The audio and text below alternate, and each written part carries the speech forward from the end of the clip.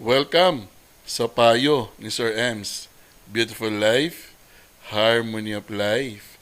So meron ulit akong isi-share sa inyo na letter. Sinend sa atin yung letter through Beautiful Life Facebook page. At medyo kakaiba ito kasi tungkol ito sa napanaginipan. At kung ano yung napanaginipan niya at ano yung parang gusto niyang ibahagi sa atin. Maririnig nyo na dito sa payo ni Sir Ems. Simulan na natin.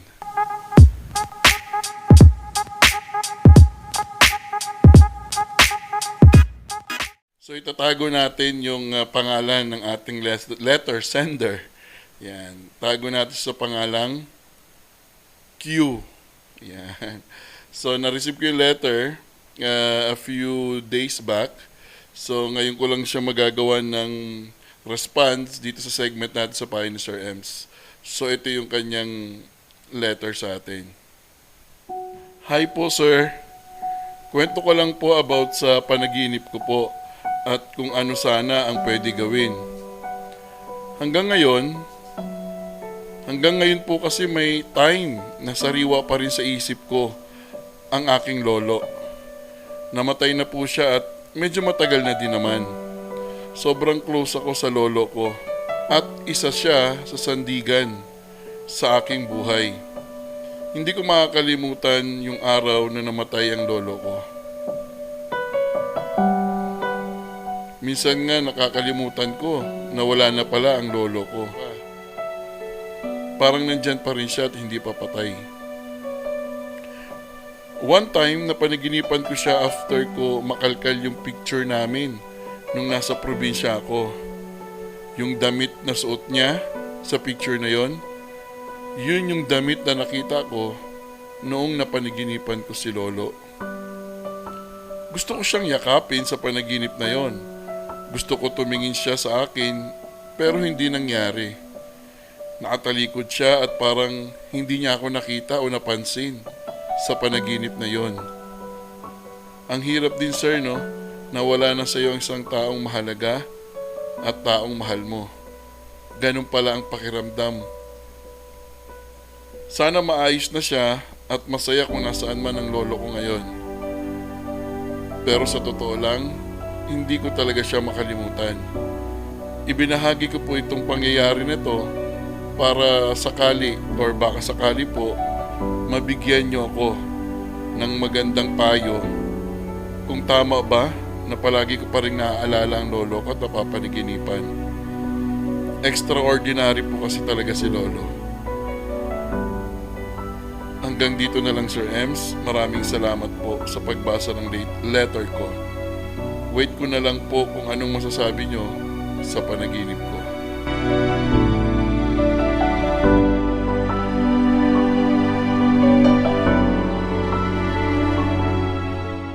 So, napanaginipan si lolo. Importante yan, no? Importante sa mga tao ngayon, o kahit naman noon pa, importante sa mga kabataan na pag sila may lolo o lola, talagang iba yung naibabahaging saya at aruga ng mga lolo at lola. Kaya nga may tinatawag tayo na Grandfather and Grandmother's Day. May ganun eh. May ganung celebration. It's a phenomenon no, na sobrang angat ang lolo o ang lola pagdating sa pag-aaruga sa kanilang mga apo kaysa sa tunay na magulang. Mas minsan nga may mga pagkakataon na mas gusto pa ng mga apo na makasama ang lolo at lola nila, lalo na pag umuwi sila sa probinsya. Mas gusto nila itong makasama kaysa tunay na magulang nila.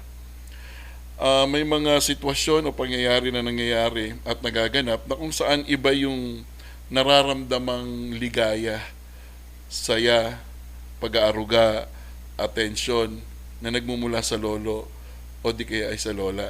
Siguro matatawag din nating spoiled, no? Spoiled ang mga apo sa lolo o lola. Yan. Pag andyan sa bahay si lolo o si lola, nagluluto ng masarap na merienda para sa mga apo. Pag pinapagalitan ng nanay o ng tatay ang anak, nandyan si lolo o si lola. Yan. Nasasangga at didepensa sa mga apo. Kaya maraming kabataan talaga ang medyo Iba yung kanilang nararamdaman pag biglang nawala yung kanilang lolo o yung kanilang lola. Parang parang silang napilay yan sa pagkakawala ng lolo at lola. Actually, yung iba nga, ang tawag nila sa lolo nila, tatay. And then sa lola naman, nanay. So, iba yung, katulad na nabanggit ko nga kanina, it's a phenomenon kasi kahit saang bansa, may ganitong sitwasyon na pag si lolo at si lola ang nandyan, iba talaga yung saya at nararamdaman ng mga apo. Patungkol dito sa liham na ibinahagi sa atin ni Q, siguro ito yung payo ni Sir Ems. So ito yung masasabi ni Sir Ems tungkol dito sa kanyang experience. Nabanggit niya nga na until now, hindi naman niya nasabi kung gaano nakatagal na mayapa ang kanyang lolo. Pero base sa kanyang kwento, base sa ibinahagi niya sa atin, medyo may mga ilang panahon na rin ang lumipas. Pero until now, naaalala niya pa rin ang lolo niya at ang isang experience nga na binahagi niya sa atin sa liham na binasa natin yung nakita niya yung picture ng lolo niya, and then yung sa picture na yun nandoon sila masaya, and then nakita niya yung damit ng lolo niya sa picture at yun yung lumabas sa panaginip niya, yung damit ng lolo niya. At the same time, sa panaginip na yon hindi nakatingin sa kanya yung lolo niya, kaya nakalagay doon sa liham na nabasa natin na parang nanghihinayang siya na hindi tumingin sa kanya si lolo niya. So siguro nakita niya yung lolo niya parang nakatalikod sa kanya at hindi nakaharap sa kanya hanggang sa natapos yung kanyang panaginip. Maraming pwedeng maging dahilan, no? Depende kung sino kausap mo. Kung yung mga tao na naniniwala sa ghost, yan, yung mga taong naniniwala sa multo, yung mga taong naniniwala sa pagpaparamdam, iba yung interpretation nila kung sa kanila mo ibabahagi yung liham na to. Pero sa akin, dito sa payo ni Sir Ems, base ito sa psychological aspect ng panaginip. So, yung ibabahagi ko base sa pananaw ng psikolohiya. Ang panaginip ay isang pangyayari na nararanasan ng kahit sinong tao.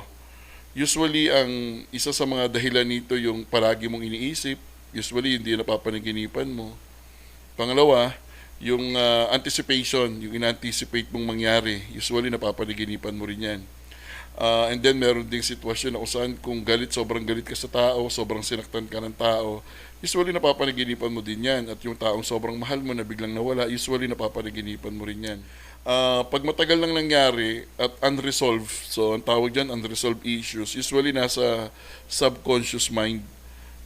Bigla-bigla lumalabas siya, bigla-bigla napapanaginipan mo kahit matagal na, bigla rather naaalala mo. So nasa subconscious siya. Ang panaginip ay isang pamamaraan na kung saan meron tayong binabalikan. Pangyayari, sitwasyon, tao. Now, sa aking personal na pananaw, yung unresolved issues between kay Q at saka sa lolo niya, nakikita ko yung salitang letting go. Nabanggit niya kasi na hindi niya pa matanggap, parang nahirapan siyang matanggap na wala na yung lolo niya, kaya minsan sabi niya rin sa letter na parang nandyan pa rin ang lolo niya kahit matagal na itong namayapa. Yung letting go ang importante, yung acceptance. Sabi ko nga, marami na akong binanggit sa lahat ng vlogs ko, sa lahat ng videocast na ginawa ko. Most of the time, madalas ko nababanggit na dalawa lang kasi talaga ang totoo sa mundo, and we need to understand that. Dalawa lang ang totoo sa mundo. Ipinanganak ka, mamamatay ka. So pinanganak tayo, mamamatay tayo. Normal yon, yun ang totoo. Walang pwedeng magbaligtad nun. Okay? In between nung dalawang totoo na yon, yung mga gagawin natin sa buhay para maging masaya, successful tayo o hindi. Depende yon. Now, patungkol dito sa liham ni Miss Q, hindi niya matanggap yung acceptance na wala na si lolo. Kasi isa sa mga pananaw natin bilang tao, parang feeling natin infinite tayo. Hindi tayo mawawala. Pag nandyan si nanay, si tatay na sobrang mahal mo, then si lolo na sobrang mahal mo, na pag biglang nawala, parang ang hirap tanggapin. Kasi nga hindi natin pinaghahandaan. Bihirang-bihira ang mga tao na pinag-uusapan ang kamatayan. Usually, hindi pinag-uusapan yan. Parang tabu. Yan, very tabu na pag-usapan. Parang may kasabihan na pag pinag-usapan, pwedeng mangyari, matutuloy siya. Pero ang totoo, lahat naman talaga tayo ay mamamatay.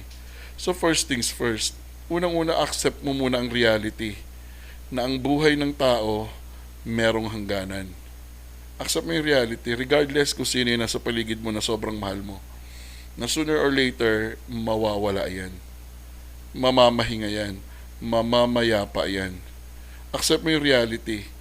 And then second thing, accepting the reality, ang susunod na gagawin mo is to understand na talagang yun ang takbo ng buhay ng isang tao. Lahat tayo mamamatay. And then, one of the best thing na masarap maunawaan, yung paano mag-let go sa taong sobrang mahal mo na namayapa.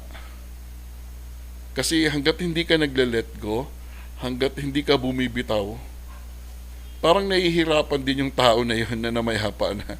Alam mo yun, parang imbis na masaya na siya, nga lang andyan ka pa, lagi mo siyang iniisip, iyak ka ng iyak. Parang mas lalo mong pinahihirapan yung taong namayapa. Totoo naman na talagang masakit, sobrang sakit pag nawala sa iyo yung taong sobrang mahal mo. Masakit. Totoo yun. Pero dapat maunawaan mo at dumaan ka sa process ng letting go. Okay? And then move on with your life. Isipin mo lang lahat ng magagandang bagay na natutunan mo doon sa taong namayapa. Lahat ng masasayang experience na natutunan mo doon sa taong namayapa. And then gamitin mo yun to move on. At gamitin mo yun para mas lalo maging maganda ang buhay mo. Gawin mong inspirasyon. Pero kung gawing panghihinayang ang pagkawala ng isang taong mahal mo. The process of letting go is not easy. Lalo na kung sobrang mahal mo talaga yung tao. It will take time for you to heal pagdating sa pain ng pagkamatay ng isang taong mahal mo. Pero, kinakailangan mong pagdaanan. Kinakailangan mong ma-survive. So, ulitin ko, you have to accept the reality na wala na siya. Doon ka lang magsisimula. Try to imagine na in-accept mo na wala na siya. Try to imagine na tinanggap mo sa sarili mo na naging masaya ka sa panahon ng buhay pa siya. And then try to imagine kung gaano din kasaya yung tao na yun kung nasaan man siya. Kung gaano din kasaya yung tao na yun sa kabilang buhay. Kung nasaan man siya. Dahil alam niya, natanggap mo na yung pagkawala niya. At alam niya, naging bahagi siya ng buhay mo. Huwag mong kalilimutan yung alaala na masasaya. Huwag mong kalimutan yung magagandang nangyari. Ang sinasabi natin, tanggapin mo na wala na siya. Accept and then move on. In that way, magiging maayos at magandang buhay mo. Ganon din yung taong namayapa. Magiging mas peaceful kung nasaan man siya. Simple lang, pero mahirap gawin. Madalas mong mapapanaginipan ng isang tao pag hindi ka nagla-let go. Pag lagi mong inisip nandyan lang siya, o yung nanghihinayang ka, sana buhay pa siya. Ganon, wag kang manghihinayang. Kasi mas lalo mo lang pinahihirapan yung sarili mo. Ulitin ko lang, keep the memories. Keep the memories and accept the fact na yung buhay mo naman ngayon ang tututukan mo. At mas mamahalin mo yung sarili mo. And ulitin ko ulit, gawin mong inspirasyon lahat ng magagandang alaala mo sa lolo mo. Okay, Miss Q? I hope magsimula ka na sa proseso ng letting go. Tanggapin mo na wala na siya. Tanggapin mo na hindi mo na siya makikita kahit kailan. Tanggapin mo na masaya na siya sa kabila. At tanggapin mo na minsan sa buhay mo, may ganyang kabait at kahalagang tao na dumaan sa buhay mo. And then, continue mo yung journey ng buhay mo. Kasi either way, sooner or later, pag ikaw naman ang namayapa, hindi ko naman sinasabi ngayon Siyempre pag ikaw din nawala sa mundo, ganoon din naman, may mga tao ka rin na-touch, may mga tao ka rin na parang minahal ka, may mga tao din na parang nagkaroon ka ng halaga sa kanila. yun din ang mararamdaman nila. And I hope, by understanding the reality of life, na talagang lahat yan ay may katapusan, hindi lang natin alam kung kailan, kung papaano, at kung saan matatapos yung buhay natin. Yun lang naman ang hindi natin alam eh. Pero dapat pinaghahandaan natin. Sabi nga nila, kada may namamayapa, let's celebrate the life of the person. Okay? I-celebrate natin lahat ng nangyari nung buhay pa siya. Yun ang celebrate natin, hindi yung pag namatay na siya. Kaya nga importante din na gusto ko ibahagi sa lahat na habang buhay pa, paramdam mo na mahal mo. Habang buhay pa, sabihin mong mahal na mahal mo yung tao at kung gaano siya kahalaga sa'yo. Kasi pag namatay na yan, di naman yung maririnig yung sasabihin mo na mahal mo siya pag nasa kabaong na siya eh. Diba? Tapos sasabihin mo, hingi ka ng sorry kung nakagawa ka ng kasalanan. So, wala na, patay na eh. So hanggat buhay pa, make peace with the person. Lalo na kung importante at mahalaga siya sa'yo. Para walang paghihinayang pag siya ay namayapa na. Beautiful life, harmony of life. Okay? So I hope, Miss Q, meron kang naintindihan at meron kang nagets sa shinare ko sa'yo dito sa payo ni Sir Ems. Okay? Tandaan mo, unti-unti mawawala siya sa isip mo, pero sa puso mo, hindi siya mawawala. Si lolo mo. Okay? So, beautiful life, harmony of life. Ako personally, naiingit ako sa mga taong minahal ng lolo at lola. Okay? Kasi sa buhay ko yan ang hindi ko na-experience. Yung pagmamahal ng lolo at lola, yan yung parang medyo nagkulang or kulang sa naramdaman ko sa buhay na meron ako ngayon. But nevertheless, ganoon din naman. Kasi na-experience ko naman yung parang unconditional love yan ng mami ko. Yan, nung buhay pa siya. Kaya kayo, kung buhay pa yung mga lolo at lola nyo, please, paramdam nyo sa kanila kung gaano sila kamahal. Para kung dumating ang araw na mawala si lolo at si lola, pupunta ka sa harapan ng kabaong at titignan mo with a smile. Kahit umiiyak ka with a smile. Kasi alam mo kung gaano kaganda at kung gaano kasaya ang buhay mo nung buhay pa siya. At kung ano yung nahibahagi niya sa'yo. Okay? So, smile ka lang kahit umiiyak ka. Okay? At magiging masaya din si lolo at si lola na nakikita niya na tanggap mo yung nangyari. Okay? Beautiful life. Harmony of life. So, ulitin ko tanggapin natin lahat na dalawa lang ang totoo sa mundo. Tanggapin natin na dalawa lang ang totoo sa mundo. Pinanganak ka, mamamatay ka. At yung sa gitna ng dalawa na yon, choices in life. Okay? So this is Ems once again sa payo ni Sir Ems. So kung willing kayong i-share yung mga gusto nyo i-share sa amin dito sa segment ng payo ni Sir Ems ng Beautiful Life, please mag-message lang kayo sa Facebook page ng Beautiful Life. Send nyo lang yung kwento nyo na gusto nyo i-share at parang gusto nyo bigyan ng opinion or payo ni Sir Ems. Share nyo lang at sabihin nyo lang doon kung gusto nyo banggitin yung pangalan nyo o hindi. Kung may mga problema naman kayo, may pinagdadaanan kayo emotionally, psychologically, please let us know. Kung sa tingin mo na gusto mong hindi naman matulungan, pero parang gusto mo lang na parang merong makaintindi at makaunawa sa pinagdadaanan mo, share mo lang sa amin. Okay? So kung sa tingin mong satisfied ka sa videocast ng Beautiful Life, try to encourage your friends na mag-subscribe at i-like ang Facebook page ng Beautiful Life at mag-subscribe sa YouTube ng Beautiful Life. I-share nyo okay, para mas maraming matulungan ang Beautiful Life, lalo na doon sa ibang mga videocast natin tungkol sa buhay natin, tungkol sa mga pinagdadaanan natin araw-araw. Okay? So maraming salamat muli sa pakikinig, and Miss Q, thank you very much for sharing yung iyong letter sa Beautiful Life. Thank you very much. At sa inyong lahat na patuloy na nakasubscribe sa YouTube ng YouTube channel rather ng Beautiful Life, maraming salamat po. We only die once, but we always live every day of our life. Ang sarap-sarap mabuhay, lalo na kung alam mo kung paano mabuhay. This is Ems once again, payo ni Sir Ems. See you when I see you.